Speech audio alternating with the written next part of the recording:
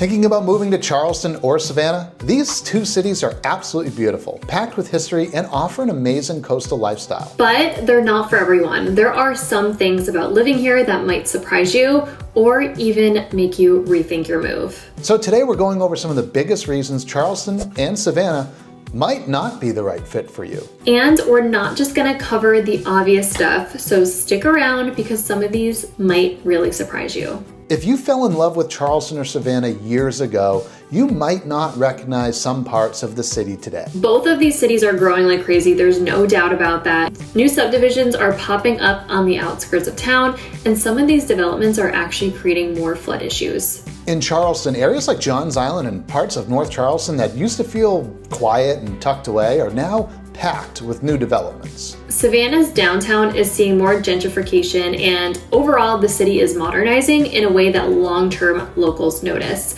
It's not necessarily a bad thing, but if you're looking for the old Savannah you visited years ago, you actually might be surprised. We love that people want to visit our cities. Tourism is a huge part of what makes Charleston and Savannah so special. But if you live in or near a tourist-heavy area, be prepared because the crowds do not stop during peak seasons. In Savannah, River Street and the Historic District can be packed from spring to early summer.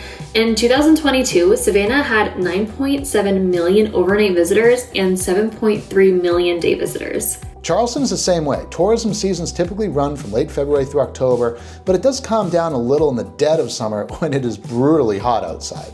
If you want a quiet coastal vibe, there are plenty of places nearby like Hilton Head Island, Jekyll Island, and St. Simon's Island. If you are expecting a big city feel across the board, you might be surprised. In Charleston, some areas definitely have that bustling city vibe like Mount Pleasant, but there are still parts like Johns Island, Somerville, and Ridgeville that feel much quieter and more rural. Savannah is small when compared to places like New York or Chicago, so it can be a culture shock for some. But one thing I love is how easy it is to make connections here. It's one of the places where everybody kind of knows everybody and it's all very well connected.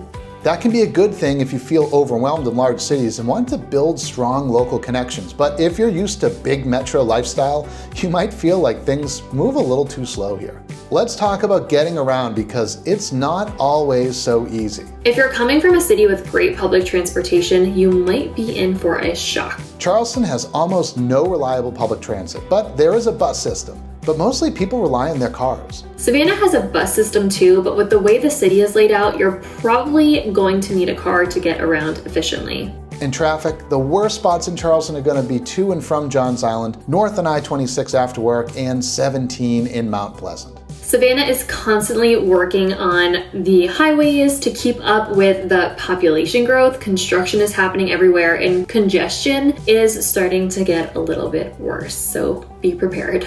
This one surprises a lot of people. Charleston has 2 Trader Joe's in Mount Pleasant, but outside of those areas, grocery options can start to get a little limited. And Savannah, no Trader Joe's, we're still waiting. Shopping-wise, we really only have the Tanger outlets in Pooler and some very expensive boutiques downtown. In suburban areas, your best options might be something like Food Lion, Walmart, Grocery, or even Dollar General. So if you're used to having high-end shopping options everywhere, you'll probably be shopping online a lot. Charleston and Savannah used to be known as affordable coastal cities, and that's just not as true as it once was. It's still cheaper than up north, but for locals, buying a home has gotten much harder. If you buy at a high price today, your pool of buyers in the future shrinks of those who can afford the same high cost. And because both cities are destination spots, expect higher prices for food, drinks, and activities. $18 for a cocktail on the water